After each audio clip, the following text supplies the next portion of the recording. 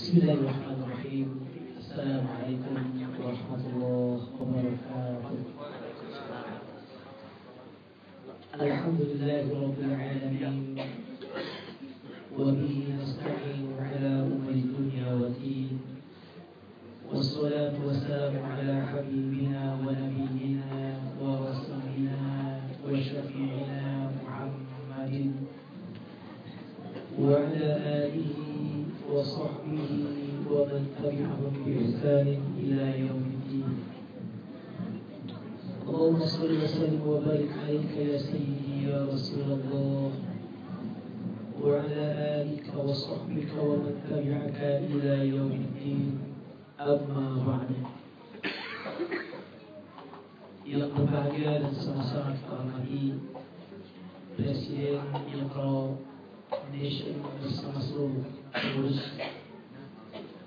serta hadirin hadirat jamaah sholat Isya Tarawih dan Witir Iqra Foundation yang senantiasa dirahmati oleh Allah Subhanahu wa Ta'ala.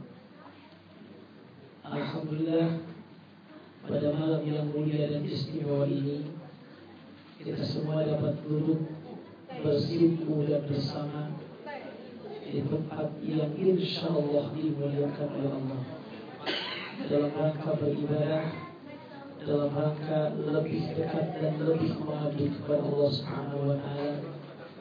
Wabil khusus pada bulan yang sangat istimewa, yang pada malam ini kita alhamdulillah masih dapat diberikan rezeki dapat berada pada malam ke-24.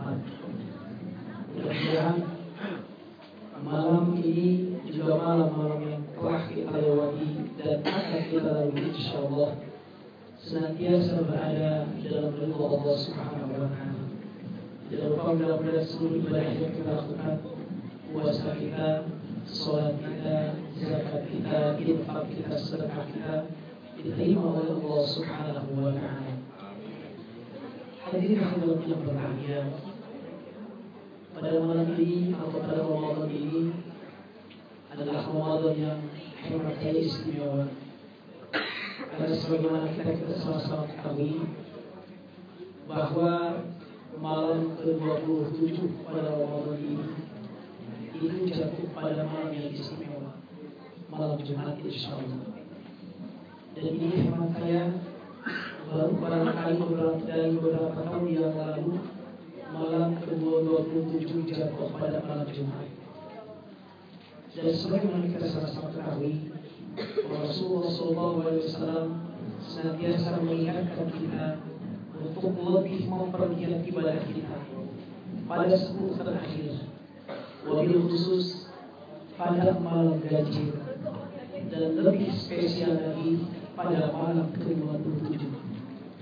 Dalam hadis sahih riwayat Imam Muslim, Ubay bin Ka'ab yang merupakan di antara imam tarawih pertama pada masa Rasul itu pernah bersumpah, demi Allah, saya mengetahui malam Lailatul Qadar yang disampaikan oleh Rasulullah, dan ia mengatakan malam itu adalah malam ke-27. Karena itu sebagian besar para ulama berpendapat sampai saat ini bahwa malam Lailatul Qadar itu adalah malam ke-27. Meskipun Ibnu Hajar Al-Asqalani dalam kitab Fathul Bari, beliau setelah meneliti dan menukil beragam pendapat masalah ini, beliau berkesimpulan bahwa Lailatul Qadar itu berpindah-pindah dari tahun ke tahun. Boleh jadi tahun ini 21, tahun depan 23, tahun berikutnya 25, atau 24, atau 22, dan demikian seterusnya. Ini menurut Ibnu Hajar sebagaimana kita Fathul Bari.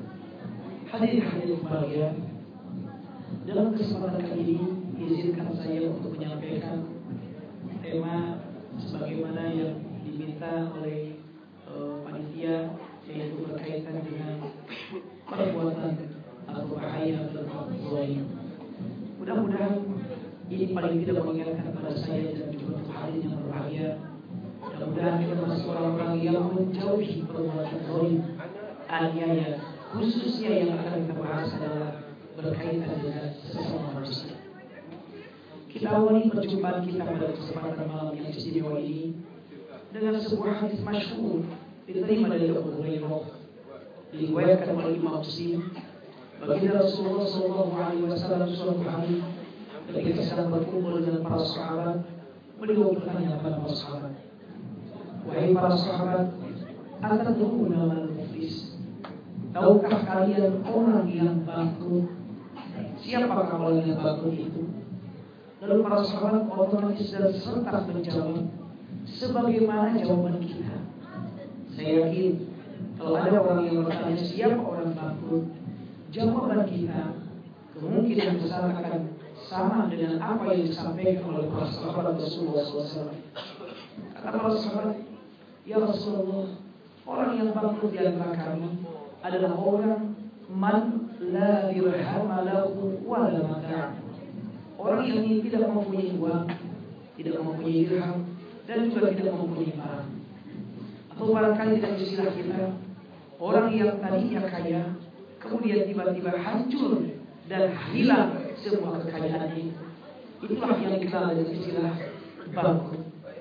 Kemudian kata Rasulullah SAW, beliau menegaskan, innal muflis min ummati, orang yang hakikatnya bangkrut dari umatku bukan seperti yang kalian sampaikan, tapi orang yang betul-betul bangkrut bagi umatku, kata Rasulullah, man ya'ti yawmal qiyamati bisolati wasiyami wa zakati, orang yang kelak pada hari kiamat di mana umatku itu datang membawa segudang pahala salat, membawa setumpuk pahala puasa, membawa sekarung pahala zakat.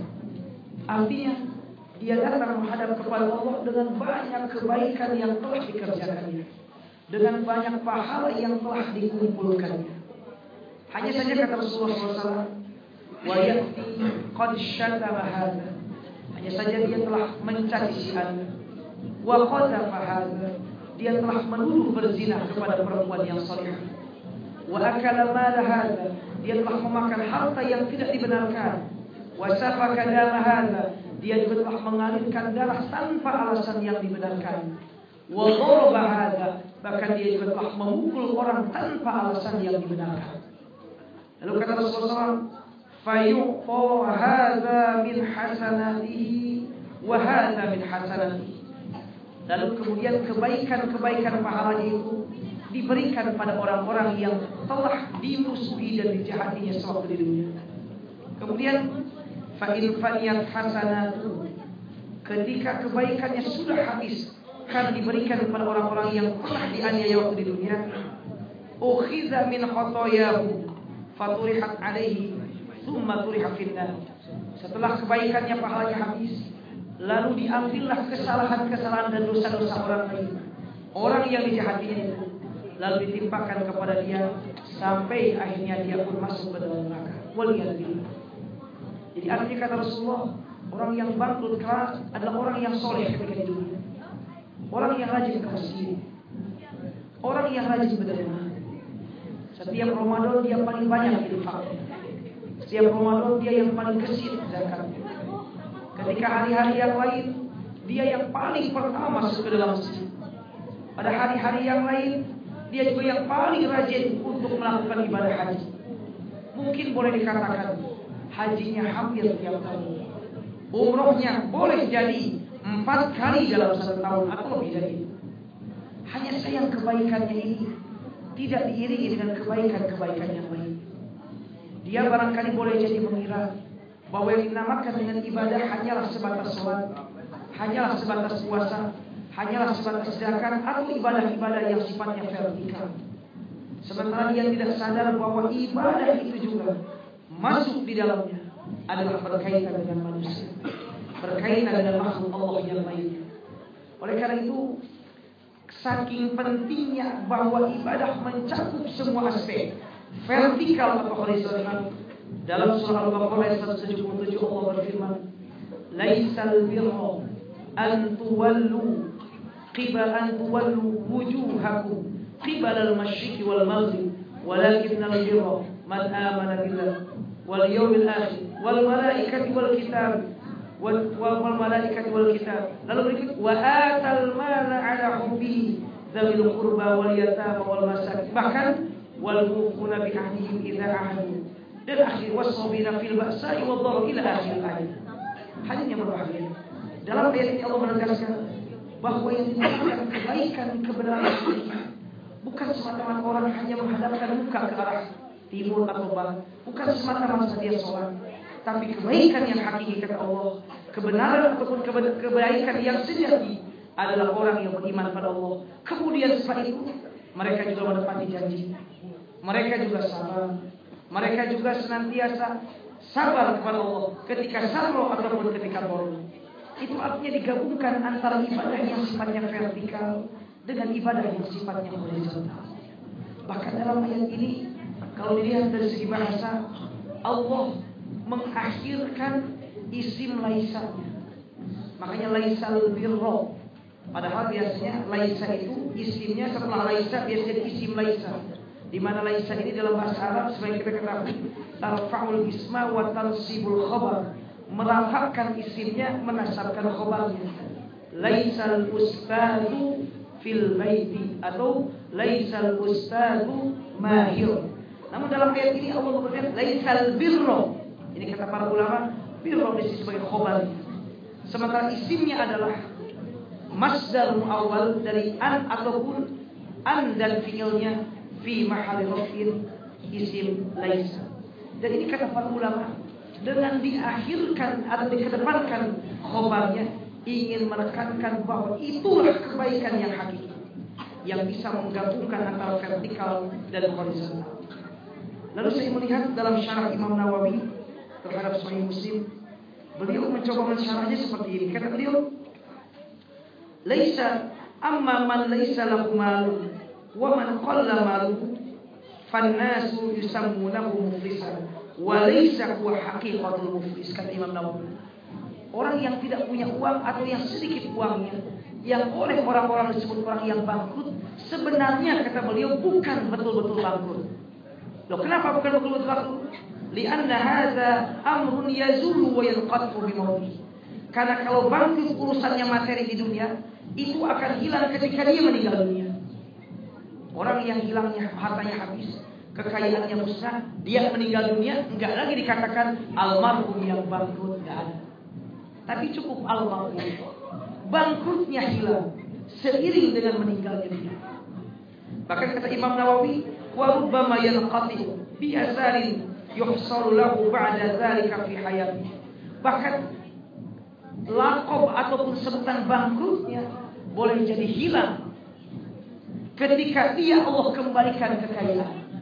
Dan banyak orang yang bangkrut, setelah bangkrutnya kemudian Allah berikan kekayaan bahkan melimpah, lebih melimpah dari sebelumnya.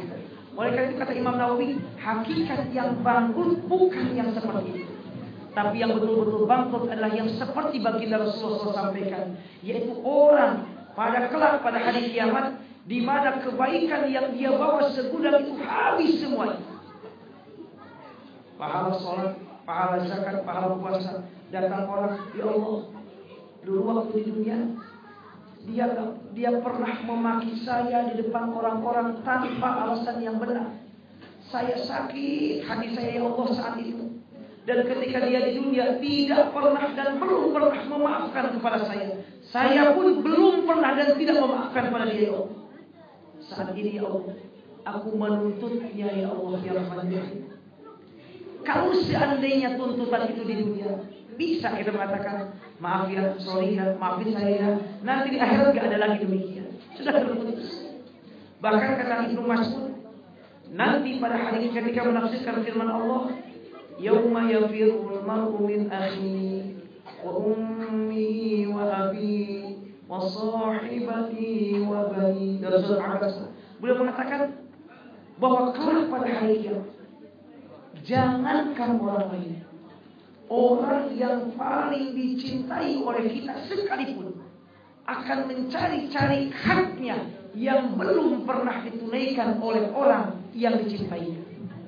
Seorang istri akan mencari-cari hak yang belum pernah ditunaikan oleh suami. Dia akan mengadu kepada Allah, Ya Allah, suami saya tidak pernah memperkenalkan saya denganmu, tidak pernah mengajarkan saya tentang agama Islam, tidak pernah mengenalkan saya tentang Rasulullah SAW. Saya menuntutnya hari ini ya Allah. Ini kata Ibnu Mas'ud. Istri yang kita bela-bela di dunia, kasih makan, kasih pakaian, kita sayangi, jungkir balik, karena nggak dididik dengan benar, kelak pada hari kiamat dia menuntut. Loh, kenapa demikian? Karena pada saat itu masing-masing manusia mencari-cari kebaikan, sekalipun kebaikan itu hanya satu. Dia cari. Loh, kenapa? Karena saking bingungnya. Dia lihat kebaikannya sedikit, kesalahannya banyak. Dia cari bagaimana untuk menambah kebaikannya itu. Dia cari dari hak-haknya yang diambil oleh orang lain. Dari hati itu, mudah-mudahan kita tidak masuk di dalam. Bahkan anak juga demikian. Anak yang kita sayang, kita bela-bela, jungkir balik, kita cari nafkah itu demi anak, biasa demikian. Yang kita sayangnya minta ampun. Bahkan kalau anak kita dinangisin orang lain, wah kesal kita. Kita luar biasa hidup jungkir balik untuk anak. Dari pagi, siang, sore sampai malam demi anak, demi anak. Nanti anak pun akan menuntut orang tuanya, khususnya bapaknya. Loh, kenapa? Ketika anak itu tidak pernah diperkenalkan dengan agama Allah. Oleh karena itu saya menghimbau khusus untuk pribadi saya, umumnya untuk seluruh hadirin yang berbahagia dimanapun berada. Jangan terlalu berpikir mendidik atau membahagiakan anak hanya sifatnya materi. Jangan. Karena itu memang adalah kewajiban menafkahi. Tapi ada yang lebih penting dari itu. Ada yang lebih penting dari itu. Dan lebih berbahaya kalau tidak dilakukan. Memperkenalkan anak kita dengan Allah dan dengan ajaran Islam tercinta. Mendidik mereka dengan agama yang benar. Tidak pernah menjamin banyaknya uang membentuk anak ini bahagia. Tidak pernah menjamin. Tidak pernah menjamin dengan kekayaan yang melimpah orang tuanya lalu anaknya pun kaya raya. Tidak menjamin. Justru yang kita saksikan malah sebaliknya. Betapa banyak orang-orang sukses lahir justru dari orang tua dan keluarga yang tidak punya. Justru dari orang tuanya, ayahnya yang hanya tukang beca. Justru dari ayahnya yang hanya sebagai tukang asongan di jalan. Tapi dia kelebihannya dekat dengan Allah. Tapi dia kelebihannya mengajarkan dan mendidik anak lahir dan batin. Sehingga mereka menjadi orang-orang yang luar biasa. Bahkan jangan melihat segi materi, dari segi ilmu dan keilmuan. Betapa banyak para ulama-ulama yang lahir jadi ulama luar biasa. Justru ketika orang tuanya adalah orang-orang yang tidak punya. Karena itu Rasulullah SAW mengingatkan kepada kaum bapak, pada kaum ibu, perkenalkan anak-anakku akan 3 hal. 1, kenalkan tentang Allah. 2, kenalkan kecintaan kepada Rasulullah. 3, kenalkan dengan Al-Quran. Jika ini tidak dilakukan, maka anak yang kita cintai akan menuntut orang tuanya kelak pada hari kiamat. Bayangkan, waliyadillah. Lalu hatinya berbahagia. Datang orang tersebut menuntut haknya, karena nggak bisa lagi minta maaf, diambil kebaikannya diberikan sama dia. Datang lagi yang lain, ya Allah, dia telah menuduh saya telah berbuat zina, qadar. Sementara saya tidak pernah melakukannya. Saya jangankan itu dekat pun tidak berani. Ya Allah, saya menuntut dia pada hari ini, dia belum pernah meminta maaf dan saya belum pernah memaafkannya. Lalu Allah SWT lihat ternyata betul kebaikan orang ini diberikan kepada orang tersebut. Masih datang lagi yang lain, sehingga kebaikan yang banyak hilang dan habis seketika. Ketika kebaikannya sudah habis, masih ada orang yang menuntut, ya Allah, dia telah menumpahkan darah anak saya, dia telah menembak anak saya, dia telah membunuh anak saya. Saya menuntutnya hari ini, ya Allah, ya Rahman, ya Rahim. Dilihat kebaikan dan pahalanya sudah tidak ada. Lalu kata Rasulullah SAW, ukhidha min khatayahu, diambilkan dari kesalahan-kesalahan orang tersebut, lalu diberikan kepada orang tersebut. Sehingga orang yang datang tadi menghadap Allah banyak kebaikan, karena banyak dosa dan zalim di dunia yang belum pernah minta maaf dan dimaafkan, akhirnya yang ada adalah tinggal dosa-dosa orang lain ditimpakan kepada dia. Waliyadzubillah. Oleh karena itu hadirin berbahagia, itulah kata Imam Nawawi, hakikat orang bangkrut. Karena pada hari kiamat orang yang sudah demikian tidak mungkin bisa memperbaiki keadaannya. Dan kelak pada hari kiamat sebagai yang kita ketahui, tidak ada lagi kematian.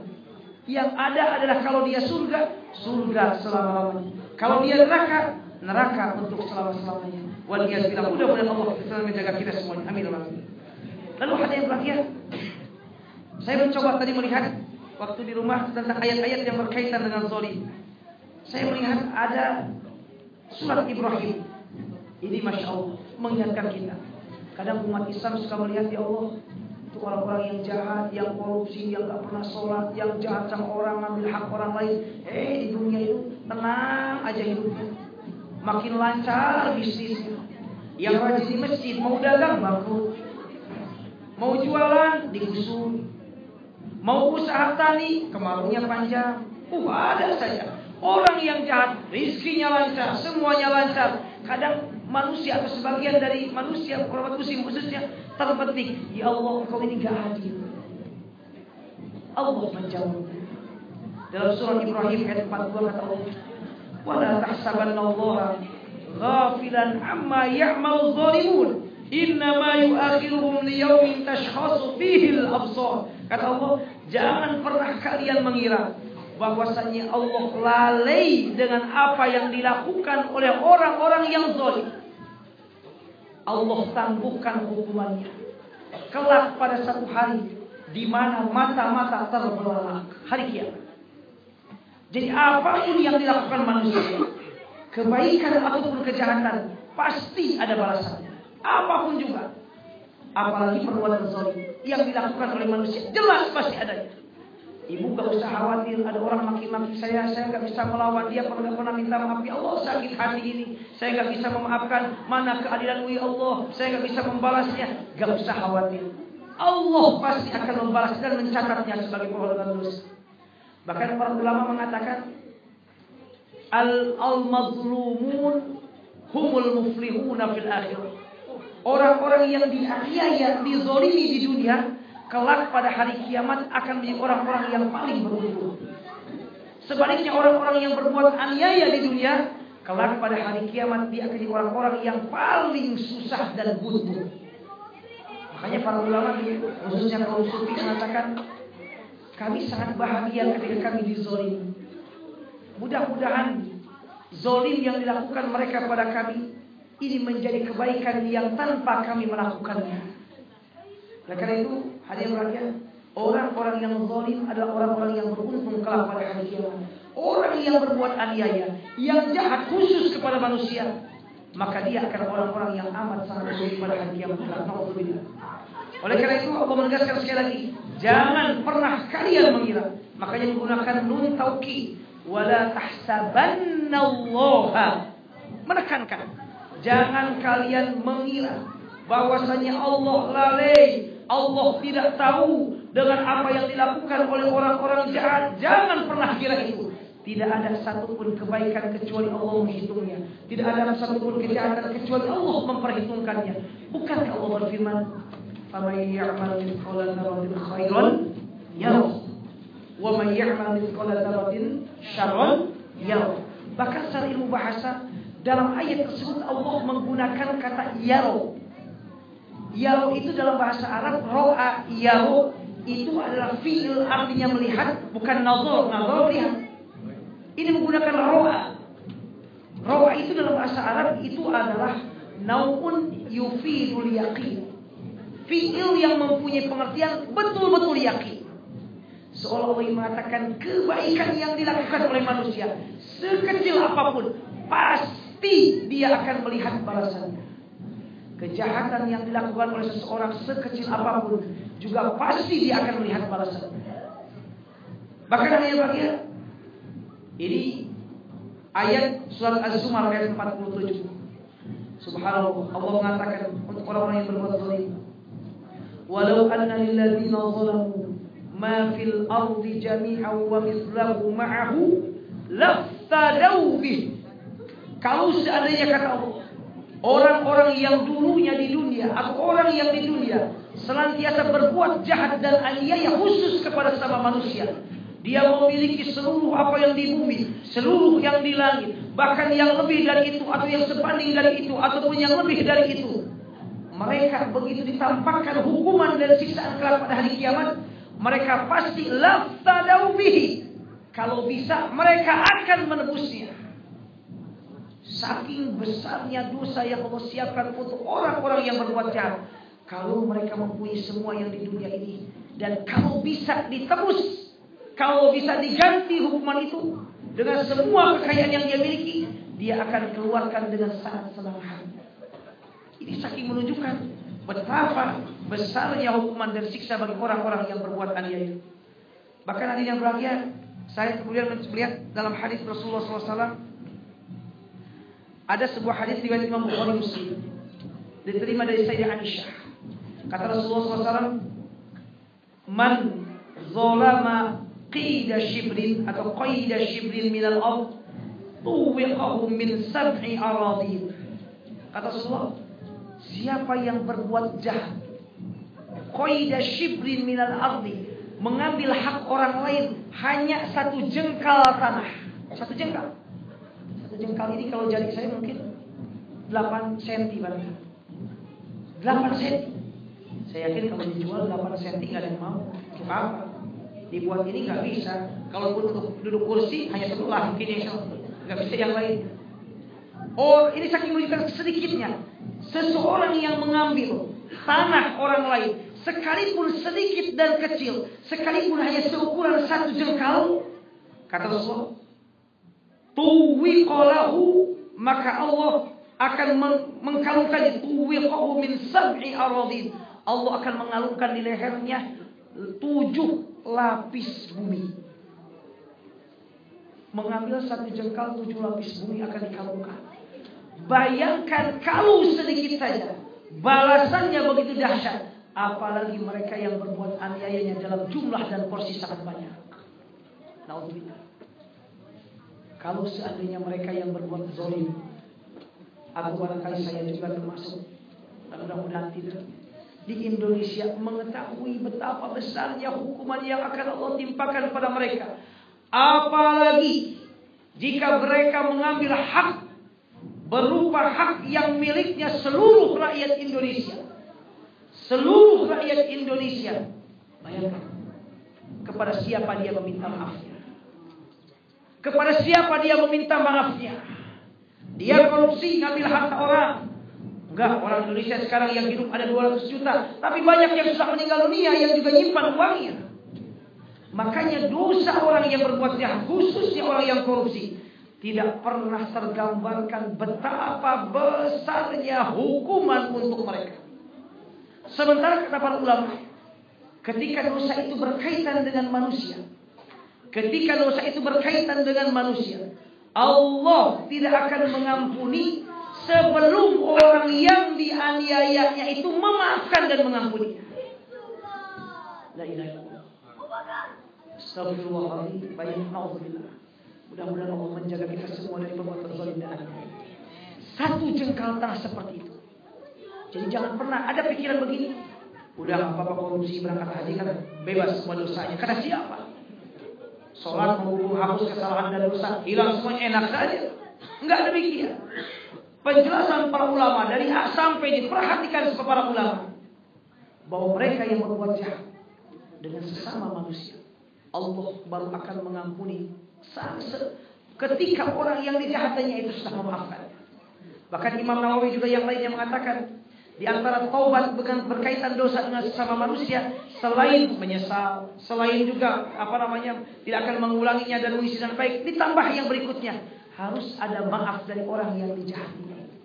Kecuali memang jika Allah berkehendak lain. Karena bagi Allah tidak ada hal yang wajib bagi Allah. Menurut Ahlus Sunnah wal Jamaah, menurut Allah terserah, Allah mau apa juga. Jika Allah berkehendak lain, itu lain urusannya. Nauzubillah. Bahkan hanya saya lihat juga dalam hadis sahih riwayat Imam Bukhari, riwayat Imam Ahmad, dari Jabir bin Abdullah, baginda Rasulullah SAW bersabda demikian: Yuhsyarun nasu yawmal qiyamah uratan ghurlan bukhman Nanti kelak pada hari kiamat manusia akan dikumpulkan di padang mahsyar dalam keadaan, mohon maaf, telanjang, tidak berkhitan dan tidak memakai sendal. Pertanyaannya, loh kenapa tidak berkhitan? Karena Allah dalam ayat Quran mengatakan, kami akan mengembalikan, menghidupkan kalian kama bada'nakum awwala marrah. Sebagaimana kami menciptakan kalian, melahirkan ke dunia pertama kali. Dan semua manusia yang dilahirkan pertama kali, gak ada yang memakai baju, gak ada yang berkumis, gak ada juga apalagi pakai sepatu. Wah, kalau pakai sepatu lari dari indahnya itu. Alhamdulillah. Oleh karena itu bagian nanti kelak pada dikumpulkan tidak berkhitan, tidak berpakaian dan juga tidak beralas kaki. Kemudian terdengar satu panggilan malaikat tentunya. Dia mengatakan, Anal maliku ana dayyan la yanbaghi li ahadin min ahli an-nar ay yadkhulan nar wa lahu inda akhi min ahli al-jannati haqqun hatta aqussahu. Subhanallah. Kata berkata, aku adalah, ini Allah berfirman, Allah berseru, aku adalah Tuhan, aku yang maha gagah, aku yang maha segala, tidak layak, tidak akan pernah dimasukkan penghuni neraka ke dalam neraka terlebih dahulu jika dia masih ada urusan yang berkaitan dengan manusia sampai aku menghukum di antara mereka. Bayangkan, saking dahsyatnya berbuat jahat pada sama manusia, saking besarnya dosa berkaitan dengan sama manusia. Orang sudah jelas penghuni neraka, orang sudah jelas penghuni surga. Allah belum langsung masukkan dia ke dalam neraka karena ada hak atau urusan yang belum beres. Hatta aku sohu, sampai aku menghukum di antara mereka. Lalu kata Rasulullah SAW juga sama untuk penghuni surga. Wala yanbaghi li ahadin min ahli jannati ay yadkhula jannata wa lahu inda ahli nari haqqun hatta aqussahu minhu. Tidak akan pernah penghuni surga tidak akan pernah dimasukkan ke surga penghuni surga jika dia masih ada urusan dengan penghuni neraka, hak yang belum diselesaikan sampai aku menyelesaikannya terlebih dahulu, kata Allah. Saya sudah mau, mudah-mudahan kita masuk surga. Sudah mau masuk surga. Udah jelas ahli surga kebaikannya lebih banyak. Namun Allah belum memasukkannya jika ada masih urusan dengan sesama manusia sampai Allah bereskan. Bahkan sampai ada sebagian ulama melihat pada hadis ini bahwa setelah dihisab dan ditimbang, ini saking bahayanya berbuat dosa.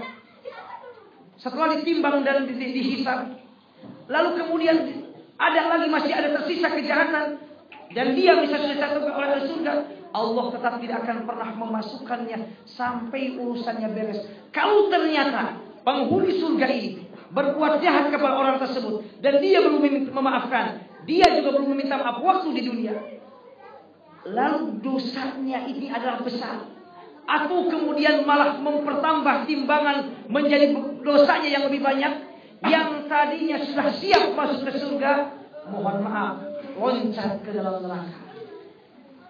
Demikian juga penghuni surga, penghuni neraka. Ini misalnya kebaikannya sudah pas-pasan, kebaikan misalnya kejahatannya sudah naik satu ons misalnya, masuk neraka.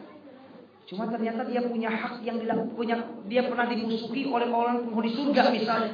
Lalu Allah hukum ternyata benar demikian. Lalu kebaikannya diberikan kepada penghuni neraka yang tadinya mau masuk ke dalam neraka, karena ditambah dengan kebaikan yang besar, maka dia kemudian masuk ke dalam surga. Ini para ulama. Itu artinya saking penting dan bahayanya berbuat dosa, berbuat jahat pada manusia. Makanya nanti saya akan kutipkan pendapat para ulama. Tadi saya melihat dalam dalam kalau nggak salah dalam kitab Ibnu Ma'arif atau dalam tafsir Al-Qurtubi, sampai Sufyan Ats-Tsauri berkata demikian. Sufyan Ats-Tsauri, alim kabir, illa qaitullah azza wa jalla bis-sab'ina dhanban fima bainaka wa illa qaitallaha ta'ala bis-sab'ina dhanban fima bainaka wa bainallah ahwanu 'alaika min an talqahu bi dhanbin wahidin fima bainaka wa bainal ibad. Kamu menghadap Allah, kata Sufyan, kamu menghadap Allah dengan membawa 70 dosa antara kamu dengan Allah, itu masih lebih ringan daripada kamu menghadap Allah dengan membawa 1 dosa antara kamu dengan sama manusia. Hati-hati Bapak yang bahagia, hati-hati saya juga. Dosa berkaitan aniaya dengan sama manusia dahsyat, berat.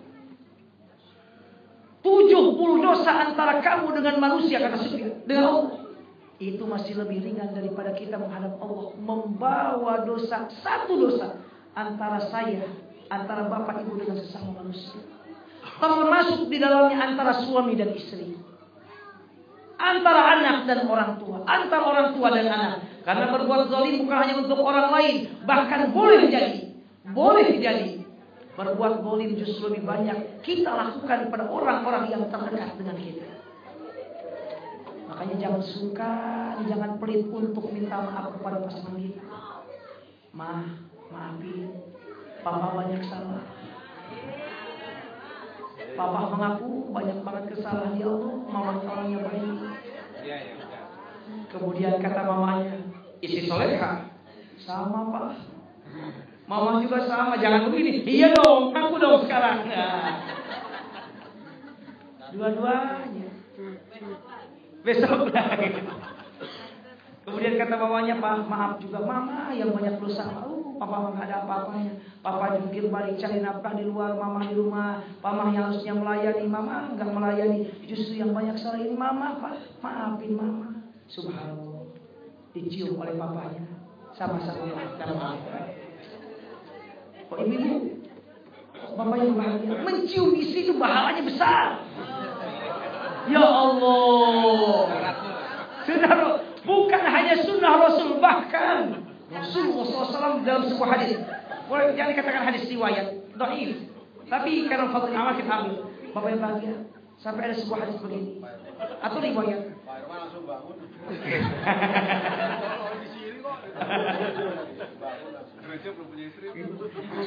Kata Rasulullah begini, atau dalam sebuah riwayat, seorang suami yang memegang tangan istrinya.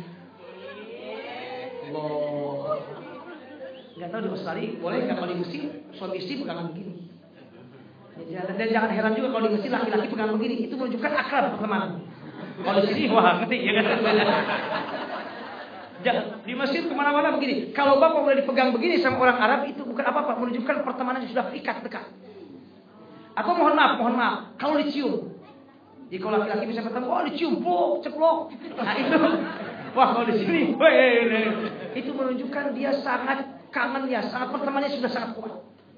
Nah, apalagi khususnya dicium kepala, biasanya cium kepala. Di sini juga Ustaz. Oh sama juga kok, Masya Allah. Tempat lain. Oh begitu. Nah, kalau di sini lain lagi. Kata dalam sebuah riwayat terbagian, siapa yang memegang tangan istrinya atau istri memegang tangan suaminya, maka baginya adalah 300 kebaikan. Jadi papa memegang tangan mama, atau sebaliknya mama yang keluar memegang tangan papa. Mama memegang tangan kakak, papa. Kata bapaknya, ngapain sih? Dia udah penting main. Jangan dong. Tapi itu bukan jamaah ikram. Ikram enggak akan sono. Megang tangan 30 pahala, 300 pahala. Lalu kata dalam riwayat tersebut, itu kalau satu, kalau pegangannya berkali-kali tinggal mengalihkan saja.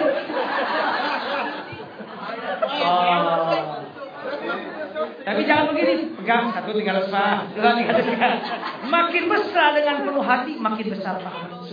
Nanti maksudnya kanan kiri, Pak. Pegang begini, gak bisa jalan juga Pak. Gimana Pak Haji? Empat istri gimana Ustaz? Kenapa Pak? 4 istri jadi berapa? Allah.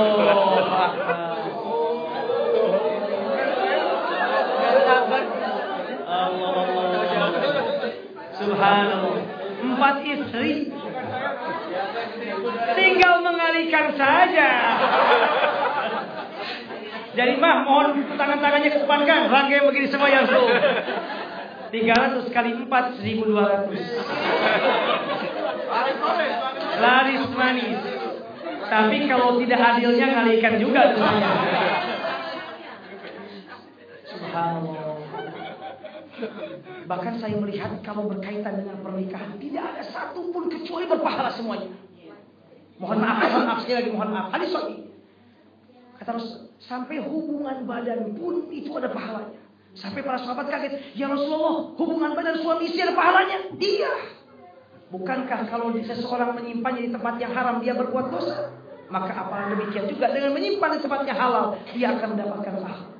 Sampai Rasul juga mengatakan, kata Rasul, kullu syai'in, hadis riwayat Imam Abu Daud, kullu syai'in laisa min dzikrillah fa huwa lahun wa aibun. Apapun namanya yang bukan mengingat Allah, menyebut nama Allah, semuanya adalah permainan dan sia-sia, kecuali 4 hal. Satu di antaranya mula'abatur rajuli imra'atahu, canda dan gurau seorang suami dengan istrinya.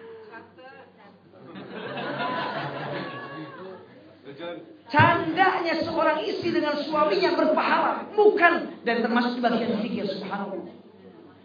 Dalam hadis yang lain sampai Mu'adz bin Jabal mengatakan, sholatnya orang yang sudah berkeluarga, suami atau istri 40 lebih baik daripada sholat yang belum menikah. 40 kali lebih baik daripada yang belum menikah. Mu'adz bin Jabal. Bahkan juga Rasul juga mengatakan, masih berkaitan dengan masalah pernikahan, seorang suami, satu kata dalam sebuah hadis sahih riwayat Bukhari, suami yang berinfak untuk jihad di jalan Allah, 1 dinar, $1 misalnya, atau 1 dinar yang diinfakkan untuk membantu fakir miskin, atau 1 dinar yang diinfakkan untuk membebaskan budak belian, besar semua pahalanya.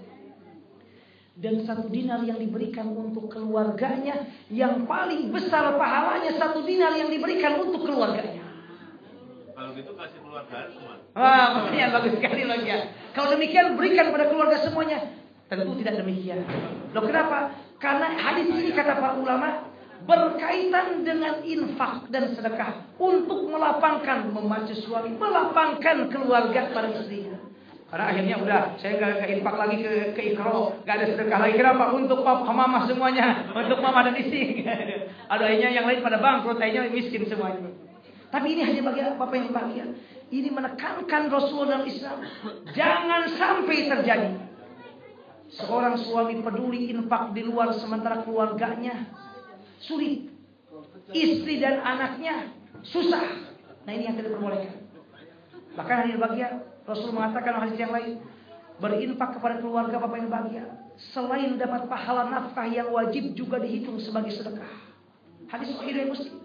Sampai kata Rasulullah, sampai apa yang kamu simpan di mulut istrimu itu juga bagian dari sedekah. Tidak mau ya Allah. Ketika sudah rumah tangga, dari A sampai Z-nya ada semuanya bernilai pahala. Pegangan tangan termasuk di dalamnya 300 pahala. Lalu dalam riwayat itu dikatakan, mohon maaf ini sekali lagi, mohon maaf. Nah makanya setelah pulang dari sini, mah 300 mah. 300. Ini dalam riwayat tersebut dilanjutkan bagian, siapa yang mohon maaf menciumnya, maka baginya 600 pahala. 2 kali lipat menciumnya. Tapi mohon maaf mencium pasangan. Jadi nanti bahagia bapak mau pulang kerja, ibu ke belakang pintu. Pas masuk pegang tangan 300, cium 600, 900 dapat. Kali 4 lagi. Kali keempat.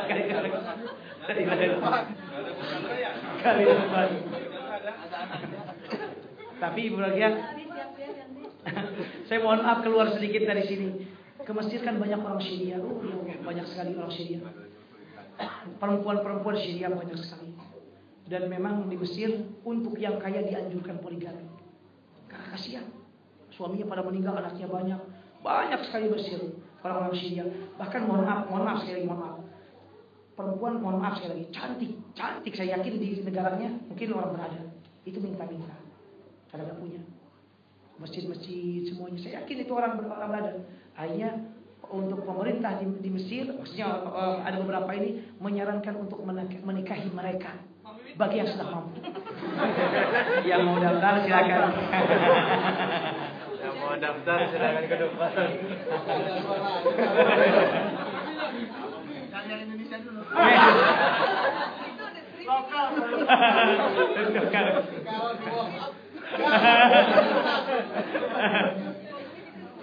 Tapi istri Indonesia itu tidak ada duanya. Ada ungkapan Imam Syafi'i begini, "Man lam yatazawwaj masriyah lam yakmul ihsan." Siapa yang belum menikahi perempuan Mesir belum sempurna kebaikannya, kata Imam Syafi'i. Imam Syafi'i, perempuan Mesir. Saya bilang Mesir saja. Karena Imam Syafi'i tahun 199 Hijriah, 4 tahun sebelum meninggal beliau di Mesir sampai wafatnya, dan kuburannya pun di Mesir. Saya bilang, karena Imam Syafi'i belum datang ke Indonesia. Coba kalau ke Indonesia, mungkin dirubah, bukan Masriyah tapi Indonesia. Ala kulli hal hadir bagian. Kembali lagi, megang tangan 600. Mohon maaf, maaf, cium 600. Pak, yang dicium apanya, Pak? Aduh. Ciuman sayang lagi ya, Masya Allah. Ciuman. Bahkan ke dalam riwayat tersebut disampaikan dalam riwayat tersebut. Siapa yang kemudian mohon maaf memeluknya, maka baginya 900. $900. Ini lebih dari $100 Pak Haji. Udah, wah ini Masya Allah, akhirat Masya Allah.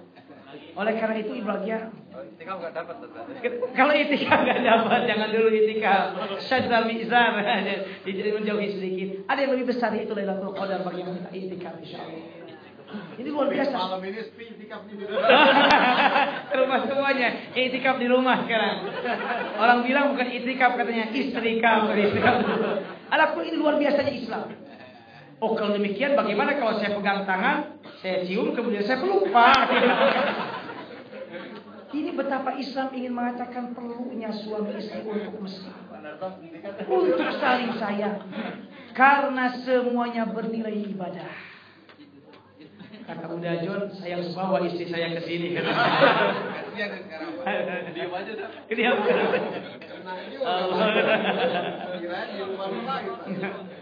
Kembali hadirin bahagia.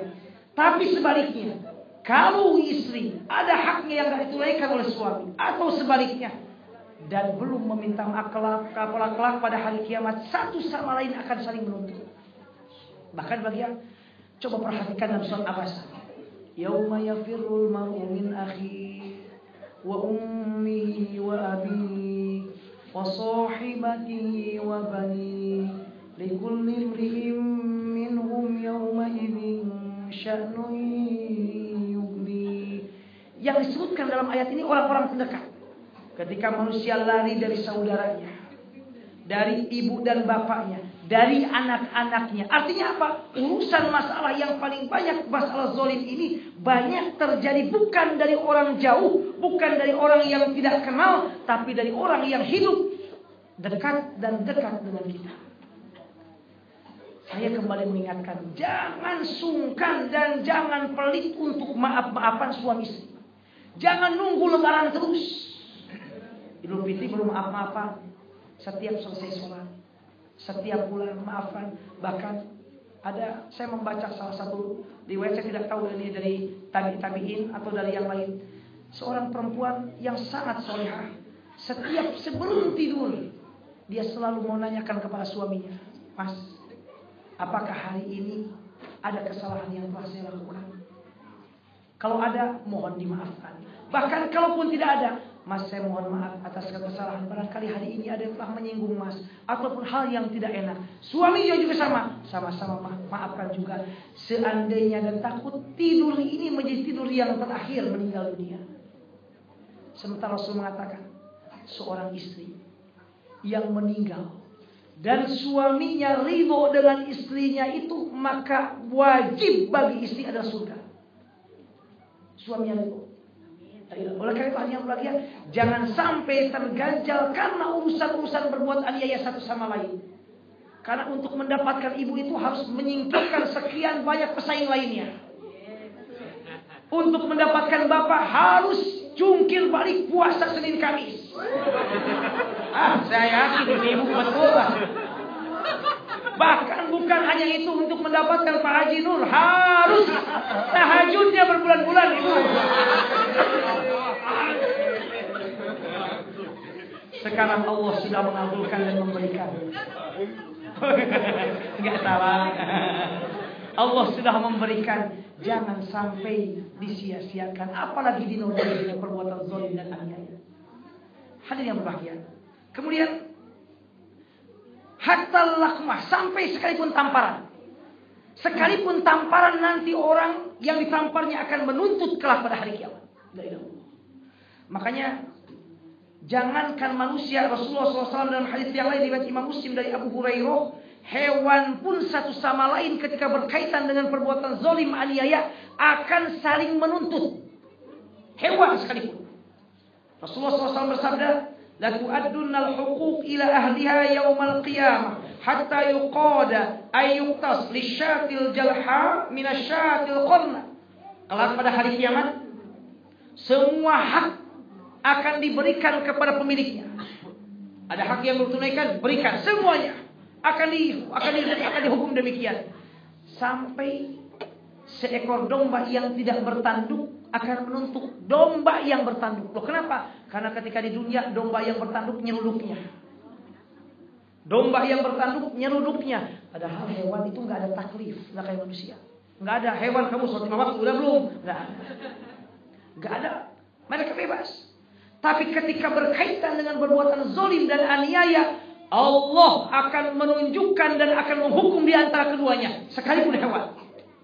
Kata hewan yang gak bertanduk, ya Allah, kambing ini yang bertanduk pernah nyeruduk saya menuntut keadilan-Mu ya Allah saat ini. Lalu kata Allah, oh kamu, kemudian setelah dinampakkan, oh kamu memang bersalah. Hanya untungnya hewan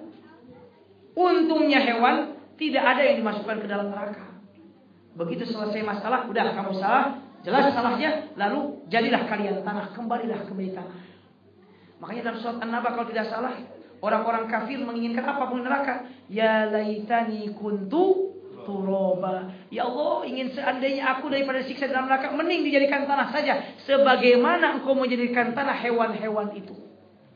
Hewan saja akan ada dituntut kelak pada hari. Bayangkan yang punya hewannya.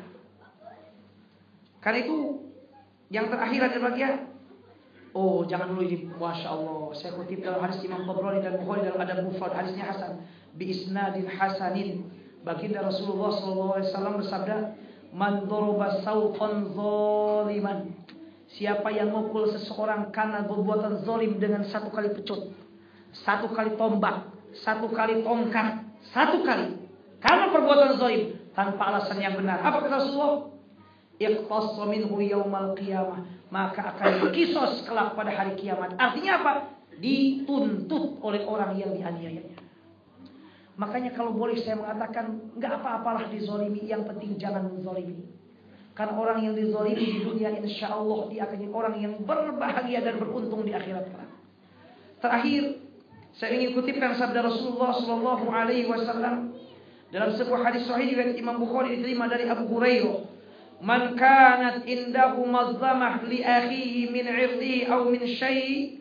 Wahai umatku, kata Rasulullah, wahai jamaah Iqra yang berbahagia, atau para pendengar dan pemirsa ataupun para penyaksi dimanapun berada, siapa yang mempunyai urusan perbuatan aniaya dengan saudaranya, baik berupa kehormatan atau harta atau yang lainnya, kata Rasul di dunia ini, falyatahallalul yaum, segera bereskan sekarang di dunia. Oh, saya nggak pernah mengambil hartanya, tapi saya pernah menggibahnya, diomongin habis-habisan kejelekannya, dosa itu. Saya nggak pernah demikian, cuma saya pernah mencibirnya dan memaki-makinya di depan orang tanpa alasan yang dibenarkan, dosa Bapak. Jika itu pernah dilakukan dan orangnya masih ada, segera minta maaf. Jika Bapak pernah marahin ibu, nggak ada alasan, karena ada masalah aja di kantor, dimaki-maki sampai istri nangis, pulangkan saja kalau demikian, wah sampai besar. Dosa, kesalahan, minta maaf. Jika seorang istri pernah berani keluar rumah tanpa izin dari suaminya, atau pernah memaki suami, atau pernah menceritakan kejahatan-kejelekan suami, segera minta maaf. Dan saya ingin mengingatkan khusus untuk kaum ibu yang dekat dengan Facebook. Yang dekat dengan Facebook. Rasulullah SAW dalam hadis sahih riwayat Imam Muslim mengingatkan, Inna syarran nasi indallahi manzilatan yaumal qiyamah ar-rajulu yufdi imra'atahu wa tufdi ilaihi thumma yunshiru sirraha. Sesungguhnya manusia yang paling jelek kelak pada hari kiamat di sisi Allah, seorang suami yang menggaul istrinya, istri yang menggaul suaminya, lalu menyebarkan aib pasangannya. Di Facebook gak sengaja, suami saya marah-marah, sebel deh aja. Sama. Kemudian kata bapaknya, wah istri saya nggak, saya pikir Mbak soleh, sudah menikah nggak soleh, mencari yang lain dah. Jangan. Hunna libasul lakum wa antum libasul lakum. Jika ada kekurangan saling menutupi, bukan disembah-sembah. Ini dalam ajaran Islam. Lalu kata Rasulullah, bereskan hari ini di dunia, qabla an la yakuna dinarun wala dirhamun. Sebelum nanti gak ada lagi namanya dinar dan dirham. Loh kenapa? Karena kelak pada hari kiamat, jika itu terjadi dan belum meminta maaf, belum dimaafkan, maka yang diberikan bukan lagi uang, tapi kebaikan yang kita lakukan. Dan jika kebaikan pahala kita sudah habis, dosa dia ditimpakan kepada kita. Itu adalah kerugian dan betul-betul orang yang bangkrut, sebagaimana disampaikan oleh baginda Rasulullah. Karena itu, biar tidak jadi bangkrut, dari sekarang dijaga mulut ini, dijaga tangan ini, dijaga hati ini, dijaga pikiran ini, dijaga perbuatan ini. Jangan sampai melukai, menyakiti, dan berbuat aniaya kepada orang-orang manusia lainnya, wabil khusus kepada orang yang terdekat. Demikian, mohon maaf atas segala kekurangan dan terima kasih atas segala perhatian. Jika ada yang menambahkan, mengurangi atau nanti yang perlu kita diskusikan, maka kita diskusikan. Yang benar dari Allah dan Rasulnya, yang salah dan keliru dari saya pribadi. Terima kasih. Wal-'afwu minkum. Wassalamualaikum warahmatullahi wabarakatuh.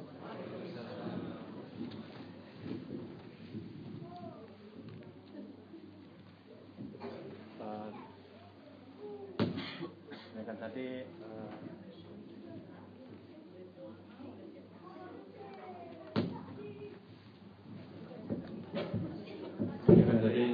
sama dari Ustaz Ayasullah. Silakan dari Bapak Ibu yang bertanya. Spesial untuk malam ini kita akan selesai sedikit lebih larut. Mudah-mudahan jam 10 kita sudah bisa beres-beres.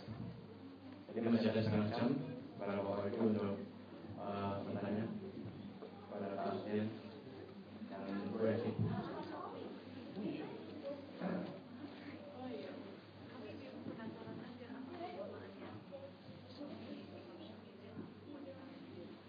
Allah. Insya Allah. Pertanyaan Masya Allah itu lagi. Langsung aja. Terserah gimana bagusnya Mak. Mohon maaf. Assalamualaikum Ustaz. Waalaikumsalam. Tadi Ustaz bilang suami istri tidak boleh membuka aib sesamanya. Bagaimana sebagai contoh suami kita melakukan kesalahan katakanlah korupsi dan sebagainya, sedangkan si istri sudah memperingatkan tapi dia tetap melakukannya. Apakah kita wajib menutupinya terus? Itu berarti pertama kita membiarkan suami kita berbuat dosa ataukah kalau istri kita melapor atau memberitahukan kepada orang lain itu termasuk membuka aib suaminya? Terus pertanyaan kedua adalah masalah apa tadi yang pertama? Zolim, perbuatan zolim kepada sesama manusia. Ini saya pribadi di tempat kerja, teman sekerja saya melakukan kesalahan kerja dan saya telah memberikan dia warning pertama, kedua dan seterusnya sesuai dengan peraturan perusahaan. Terus pada akhirnya saya harus memutuskan dia harus diberhentikan. Apakah ini termasuk perbuatan zolim kepada dia? Dan terus terang dia tidak menerima hal ini. Dan bila saya tidak memberhentikan dia, saya juga merasa dizolimi karena menjadi pekerjaan berat buat saya untuk menutupi pekerjaan dia itu. apakah saya memberhentikan dia itu menjadi perbuatan zalim yang akhirnya saya akan dituntut di akhir Tuhan.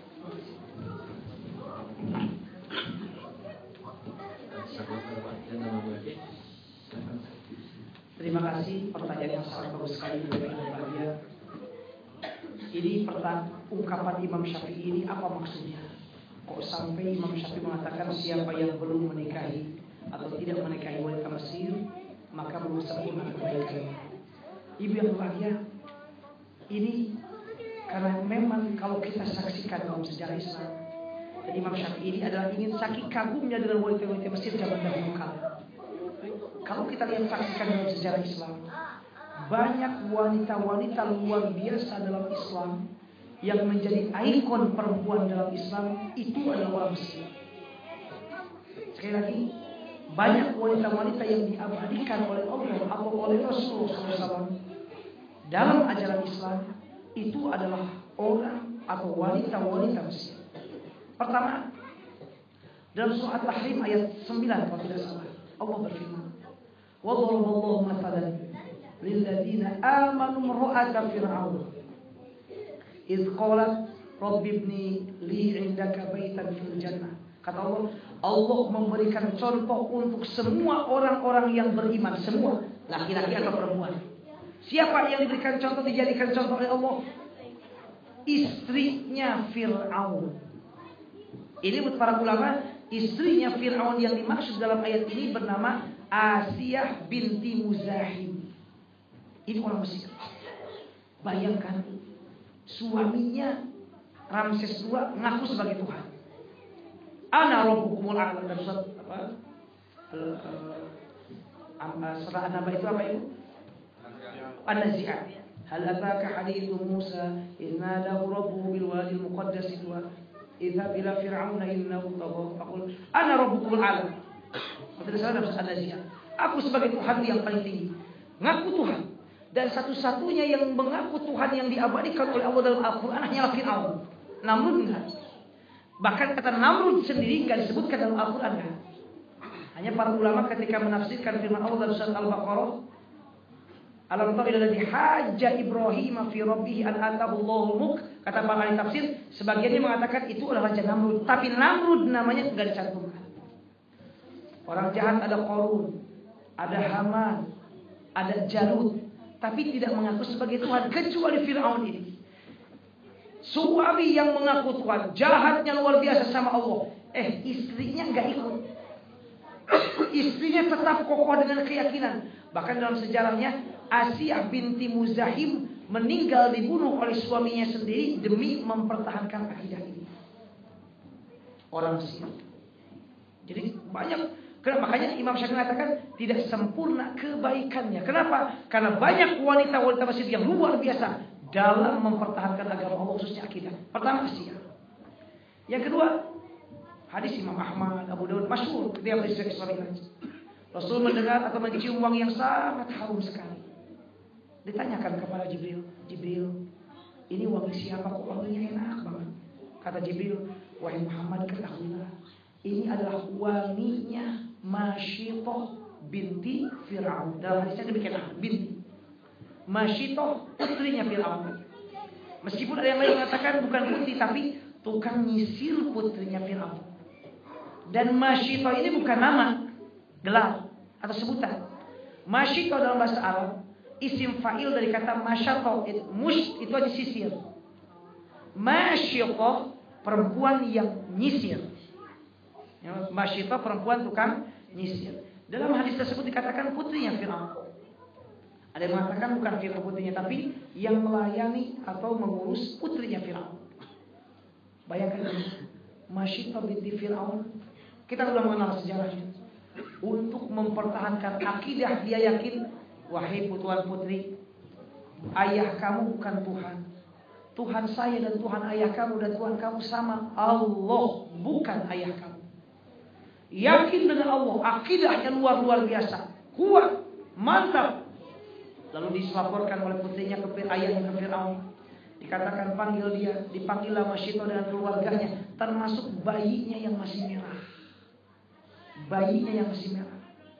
Lalu kata Fir'aun, Wahai Masyitah, kalau kamu masih memperkuatkan dengan keyakinan kamu, maka keluarga kamu dan kamu akan dilemparkan ke dalam periuk yang besar yang di dalamnya adalah mengatakan dia tanah, minyak, dan air yang sudah mendidih. Kemudian dalam tafsir bukan air tapi minyak. Bayangkan kalau minyak panas nempel ke badan kita, nempel itu. Beda dengan air.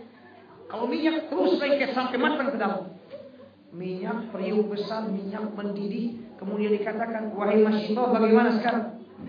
Dia lirik suaminya, tetap dengan keyakinan suaminya habis meninggal, dilemparkan.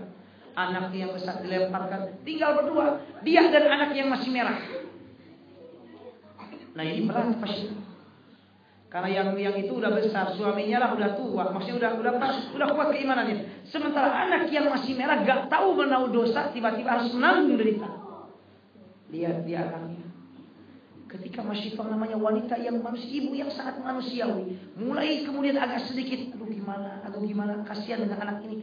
Dengan izin Allah, ini bayi merah, bayi yang masih merah. Dengan izin Allah, dia berbicara. Mah, gak usah ragu-ragu, Mama berada dalam kebenaran. Makanya dalam sebuah hadis yang lain kata Rasulullah, ada beberapa bayi yang bisa berbicara ketika kecil. Ibnu Hajar Al-Asqalani dalam kitabnya Fathul Bari menghitung sampai 7 bayi yang bisa berbicara dalam Al-Quran.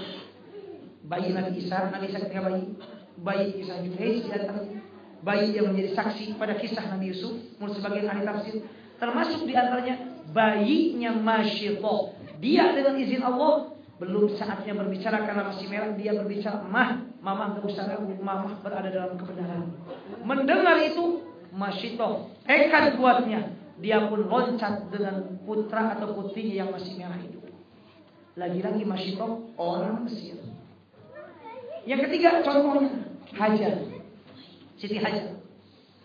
Masya Allah, Siti Hajar itu diberikan oleh Fir'aun kepada Ibrahim tadinya untuk melayani Sarah, yang kemudian dinikahi. Bayangkan Nabi Ibrahim setiap saat berdoa minta anak. Lahir dari Hajar seorang bayi mungil laki-laki yang diberi nama Ismail. Ketika bayi masih kecil, Allah mengatakan, wahai Ibrahim, bawa Ismail, bawa Hajar ke sebuah tempat di Makkah, yang sekarang Mekah. Dibawa ke sebuah lembah yang tidak ada tanaman, jangankan manusia, hewan pun tidak ada, gersang, betul-betul gunung batu. Kemudian luar biasa, lagi-lagi Hajar orang Mesir. Ibrahim menyimpan hanya air sedikit, kemudian kurma sedikit. Begitu sudah berangkat Ibrahim, kata Hajar, Ibrahim, suamiku, mau kemana kamu meninggalkan saya? Mau kemana? Padahal dengan bayi. Kalau nggak yakin dengan Allah kuat, tidak mungkin Masyitah mau demikian. Sampai akhirnya kata Hajar, Allah amaroka, apakah Allah yang memerintahkanmu? Kata Ibrahim, iya Allah yang memerintahkan. Kemudian kata Hajar, kalau demikian Allah tidak akan menyia-nyiakan kami. Berangkat Ibrahim. Berangkat Ibrahim, seperti kita ketahui, air habis, lari ini Hajar dari Sofa Marwah, 7 balikan. Belum seperti sekarang. Sekarang sudah enak selesai. Dikasih juga mahal-mahal, wah luar biasa. Capek sedikit ke pinggir minum air Zam-Zam. Dulu perempuan gak ada apa-apa, lari sampai akhirnya setelah lari jungkir balik, ternyata air keluar tidak jauh dari kaki Ismail. Perjuangan yang luar biasa dari Hajar, keyakinan yang kuat kepada Allah luar biasa, melahirkan satu air Zam-Zam. Sampai sekarang tidak ada yang berangkat haji kecuali tujuannya adalah diantaranya untuk membawa air Zam-Zam. Usia air Zam-Zam dari awal sampai sekarang kurang lebih sudah hampir 5.000 tahun. Tapi jangankan habis, kering juga tidak. Setiap orang yang haji, apalagi jemaah Indonesia, bukan hanya membawa, mandi pun dengan Zam-Zam. Wah, Indonesia, Ibu pokoknya bergalon-galon kemana? Ke hotel deh. Lo ngapain, Bu? Untuk mandi. Wah, Ibu, satu jamaahnya biasanya ada yang 50, ada yang 40 satu grup. Bayangkan kalau 40 orang aja mandi dengan satu galon yang isi 10 liter, kalikan 40, 400 liter untuk mandi saja. Belum kalau pulang ke Indonesia. Bawa lagi. Garuda kasih 5 liter, tapi suka pintar orang Indonesia. Nyimpan juga ada buat jas khusus untuk menyimpan zam-zam. Ini dibuat khusus, istrinya yang buat katanya. Saya lihat kok si bapak jalannya kayak robot. Bu, bapak kok dulu? Dia jangan bilang-bilang ini jam-jam semua. Dia wah jam-jam semua. Jam-jam semua. Itu berkat Hajar. Bahkan bukan hanya itu. Karena perjuangan Hajar yang orang Mesir itu juga ada yang disebut dengan sa'i yang merupakan dalam mazhab Syafi'i rukun ibadah umroh. Kalau orang sa'i enggak sah. Dan karena itu ini mengenang perjuangan Hajar lagi-lagi orang Mesir.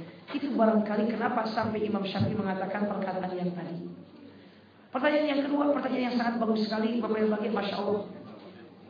Yaitu berkaitan apakah saya berbuat zalim kalau mengeluarkan orang yang memang menyalahi aturan. Bapak yang berbahagia, ada yang berbahagia bahwa zalim itu adalah menempatkan itu kelak ada yang mengatakan kebalikan dari adil. Adil menempatkan sesuatu pada tempatnya, kalau zalim tidak pada tempatnya. Jika dia bapak mengeluarkan orang tersebut sesuai prosedur dari perusahaan, setelah diupayakan diingatkan tidak juga, dan kalau dibiarkan akan terjadi hal-hal yang tadi bapak sampaikan atau sudah sampaikan, hemat saya itu bukan perbuatan zalim. Dia sakit hati, ya semua orang kalau biasa dikeluarkan dari pekerjaan sakit hati. Sekali jangankan itu, yang korupsi pun dikeluarkan sakit hati juga. Yang korupsi, wah kamu telah berbuat jahat, kenapa aja kamu yang jahatnya korupsi. Oleh karena itu insya Allah itu tidak berbuat zalim. Karena bapak melakukan sesuai dengan peraturan, sesuai dengan prosedur, dan bahkan kalau dibiarkan akan merusak hal-hal yang tidak lain. Dan itu tidak masuk zalim, karena itu menempatkan tepat pada tempatnya dan sesuai dengan aturan. Kalau tidak sesuai, nah itu baru disebut dengan zalim. Yang kedua, bagaimana kalau seorang suami dia koruptor? Lalu istrinya ditutup-tutupi atau kalau disampaikan. Bapak yang berbahagia, para ulama mengatakan bahwa menyebarkan aib ataupun bergibah untuk beberapa kasus diperbolehkan. Imam Nawawi misalnya dalam Riyadhus Shalihin ada, atau dalam syarahnya terhadap Sahih Muslim juga disebutkan. Beliau mengatakan di antaranya adalah kalau niatnya untuk konsultasi, mencari penyesuaian, itu tidak dikatakan ghibah atau ghibah yang diperbolehkan, tidak menuai dosa. Apa dalilnya? Berdasarkan sebuah hadis di mana Hindun pernah mengadu kepada Rasulullah, "Ya Rasulullah, suami saya Abu Sufyan pelitnya minta ampun." Ini kan menggibah suami, menyebarkan rahasianya. Pelit minta ampun Abu Sufyan ini. Dibaca lagi oleh kita lagi sampai kita hadisnya. Tapi ini tidak dikatakan sebagai ghibah yang berdosa. Kenapa? Karena Hindun dalam hal ini adalah ingin mencari solusi, konsultasi. Hukumnya bagaimana? Kalau saya mengambil uang untuk saya dan anak saya, apakah boleh tidak ya Rasulullah? Mengambil tanpa sepengetahuan suami. Kata Rasulullah, ambil dengan jalan yang baik. Selama pas mencukupi tidak apa-apa. Ini artinya tidak mengapa. Oleh karena itu dalam kasus yang tadi, jika suaminya korupsi, maka istri harus mengingatkan. Wajib hukumnya mengingatkan. Itu tidak boleh. Dan wajib istri tidak memakan dari uang yang diyakini itu korupsi. Sampaikan, Pak, gaji papa di kantor berapa? 1 juta. Papa membawa uang 30 juta. Mama hanya mau yang 1 jutanya saja. Yang 30 juta silakan papa terserah. Karena kita yakin itu korupsi. Jangan, Pak berapa? Kok banyak 30 juta? Oh, besok 1 juta ya Pak ya? Kok dikit banget yang lain bawaan papa 40 juta. Ini 30 juta. Jangan demikian. Tanggung. Udah tanggung nanti menjadi dua-dua aja sama dia. Nauzubillah, jangan. Oleh karena itu, Ibu Rokia, dalam kasus hal ini, istri wajib menyampaikan, tidak boleh. Wajib juga tidak memakannya jika tahu itu hal yang halal, bukan yang halal. Dan jika itu tidak bisa juga, maka istri silakan dan diperbolehkan, bahkan dianjurkan. Meskipun akan ada konsekuensi, dia akan putus dengan suaminya. Jika ternyata korupsi ini sudah membahayakan banyak orang, membahayakan juga semua, apalagi perbuatan dosa yang jelas-jelas korupsi, lapor ke KPK misalnya, atau melaporkan orang. Setelah istri menyampaikan dengan berbagai cara, pah jangan, lapor kemudian, itu silakan. Itu tidak termasuk membuka aib. Loh kenapa? Karena ini bukan aib tapi dosa dia. Ini bukan aib tapi ini kesalahan dia, yang jelas-jelas merugikan banyak orang. Lalu bagaimana implikasinya sampai yang lainnya? Ibnu Taimiyah pernah berfatwa begini. Kata Ibnu Taimiyah, seorang istri boleh mengajukan gugatan cerai kalau suaminya nggak sholat. Ini Ibnu Taimiyah, jumhur enggak. Ibnu Taimiyah berpendapat kalau suaminya enggak sholat 5 waktu, istri boleh mengajukan cerai gugat atau khulu. Dan itu termasuk sebab yang syar'i menurut beliau. Kalau demikian, bapak ini sudah korupsi. Saya yakin sholatnya enggak. Kalau sholat enggak mungkin sholat dia korupsi. Saya yakin kalau dia sholatnya enggak bolong-bolong, enggak mungkin korupsi. Sekalipun hanya sebatas sholat.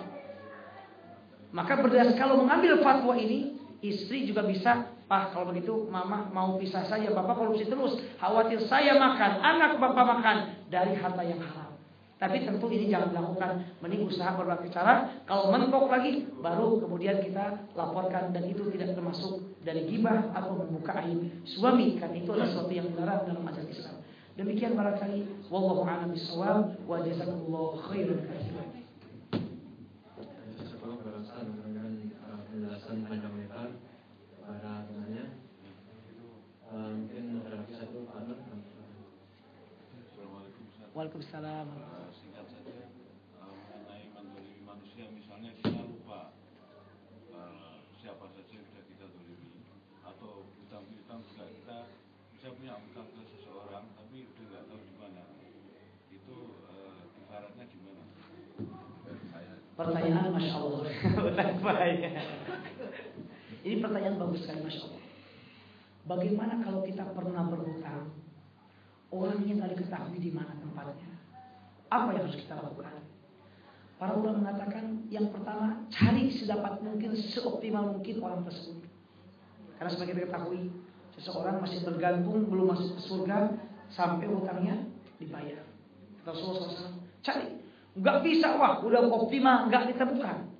Cari ahli warisnya, anaknya ada, berikan. Saya pernah berhutang kepada bapak kamu, udah berikan hadiah.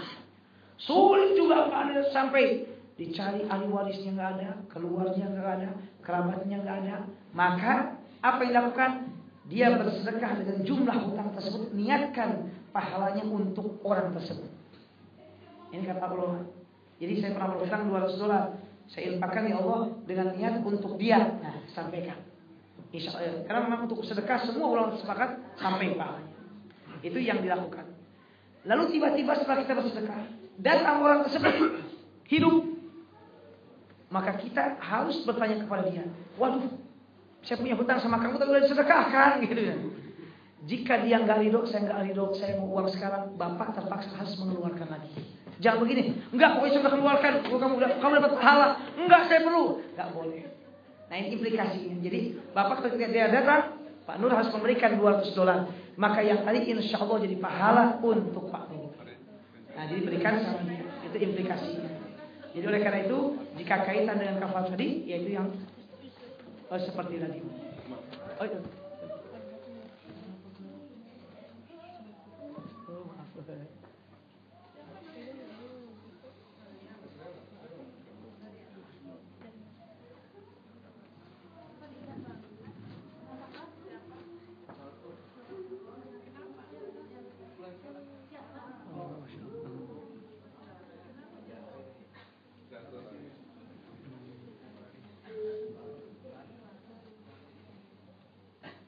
Sehat. Nah, demikian barangkali Pak Nur, jazakumullah khairan. Sami-sami Pak Nur. Tadi kalau yang lupa, ya udah. Yang lupa. Kalau seandainya kita lupa, aduh ini kita berbuat jahat enggak? Atau nah para ulama ada yang mengatakan demikian. Ada orang berkata kasar, niat kita enggak jahat, canda misalnya, oh canda ngatain. Tiba-tiba ada A yang sakit hati. Ini menurut para ulama sudah dihitung dosa. Sekalipun kita tidak sengaja, hanya tentu tidak sebesar kalau kita sengaja. Lalu bagaimana kalau seandainya kita lupa demikian? Nah ini kata sebagian ulama, makanya dianjurkan untuk menutup itu adalah kita memperbanyak mendoakan mereka dengan minimal Allahumma gfir lil mu'minina wal mu'minat. Bahkan para ulama juga ada sebagian ulama mengatakan, kalau misalnya Mahlon bin Maimun seorang tabi'in, beliau mengatakan kalau seseorang pernah berbuat jahat kepada si A dan si A-nya sudah meninggal dunia, bagaimana saya minta maafnya? Kata beliau, pendapat beliau, maka dengan jalan memohonkan ampun atas dosa-dosa yang diperbuatnya. itu kafarat untuk menutup kepada orang yang kita jahati ketika dia sudah meninggal dunia. Jadi itu barangkali oleh karena itu maka kita dengan memohonkan maaf kepada Allah SWT, ya Allah, seandainya saya pernah menyalahi kepada orang-orang yang saya tidak sadar, maafkanlah mereka ya Allah, dan mudah-mudahan tidak menjadi dosa atau kesalahan bagi saya tidak itu tuntutan kelak di hari kiamat. Itu barangkali dengan memohon kepada Allah dan mendoakan mereka. Karena itu para ulama sampai mengingatkan hati-hati dengan lisan ini. Sampai Ibnu Mas'ud mengatakan tidak ada sesuatu yang paling harus dipenjara dalam waktu paling lama selain mulut ini. Selain mulut ini. Rasul mengatakan yang paling banyak menyebabkan masuk ke dalam neraka adalah gara-gara mulut dan bawah mulut. Mulut ada yang mengartikan kata Ibnu Imam Al-Ghazali, mulut berarti makanan yang haram atau mulut ini yang lancang. Sampai Rasul mengatakan kepada Mu'adz, wahai Mu'adz, hati-hati jaga ini. Jaga lidah kamu. Jaga lidah dan jaga mulut kita. Karena itu ada bagian hati-hati. Karena memang ini adalah perbuatan zalim, sadar ataupun tidak sadar. Selama menyakiti itu adalah satu kesalahan. Makanya kita dari sekarang menjaga lidah kita, menjaga perbuatan kita, juga mohon kepada Allah SWT bersama-sama mudah-mudahan Allah mengampuni semua kesalahan yang kita nggak sengaja, yang membuat orang lain salah atau membuat orang sakit hati. Mudah-mudahan yang mereka tersakiti ataupun teraniaya oleh kita yang kita nggak sadar, Allah mengampuni dosa-dosa mereka. Allah menempatkan tempat yang mulia sehingga mudah-mudahan itu menjadi kafarat atas apa yang telah kita lakukan kepada mereka. Demikian barangkali. Wa jazakumullah khairan katsiran. Insyaallah berasa telah memberikan penjelasannya. Mungkin karena waktu sudah cukup malam, maka kita akhiri sekian saja. Jadi kami mohon kepada bapak-bapak yang masih di sini untuk membantu beres-beres ruangan. Kami ucapkan terima kasih kepada bapak-bapak dan ibu-ibu yang telah sabar menanti sampai dengan detik ini. Assalamualaikum warahmatullahi wabarakatuh. Kita tutup bersama-sama dengan doa kafaratul majelis.